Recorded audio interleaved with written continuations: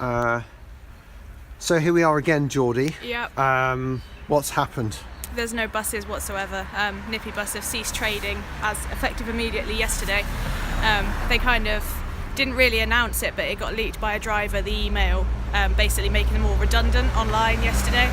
So it's just basically left everybody on a Sunday evening knowing that they can't get to work or school or college the next day. But I'm not sure that everybody's going to actually know that the buses aren't running, because obviously they don't all use social media. So I see that tailors have picked up some of the school children that would normally be Yes. picked up. What effect, from what you know, will this have on the public contracts, like school contracts? Well, I believe that they still have to carry on the school contracts because kids have to get to school. So I think the council are responsible for that. So they're going to have to somehow find buses to take them to school. But like the N9 or the N9A, I don't think that they're going to particularly. I don't think there's any plans to sort of put a replacement until a permanent replacement can take over. I don't think that they're going to send sort of a temporary bus out. So. But it does run to college, so college students, today that are trying to get in, I don't quite know what's going to have happened, really. You foresaw this coming, didn't you? Oh yeah, I've seen this coming for months. The county councillor from Martok met with the manager of Nippy Bus just last week and said that there's absolutely no substance to these insolvency rumours. I could sell up and walk away, a rich man, blah, blah, blah.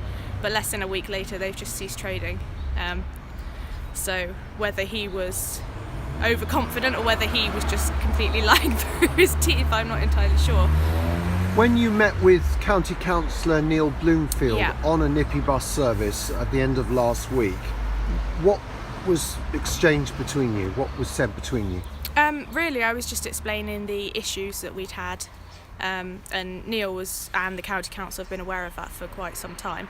He seemed to think that the main issue was driver shortage, which is obviously what everyone's been saying, but I think that it's bad management as well, because obviously you don't just lose all those drivers for nothing. Before they went insolvent, they were supposed to go back to the normal timetable this week, and the driver, when I asked, said, I haven't got a clue if it's going back or what's happening.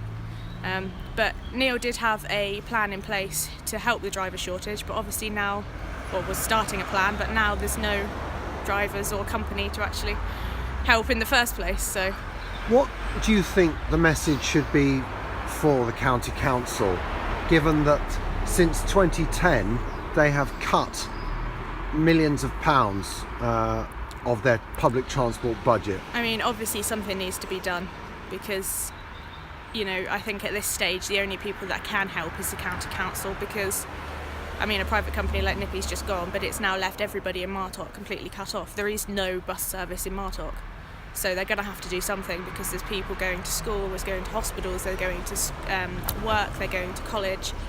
There's a lot of elderly people that cannot leave the village otherwise.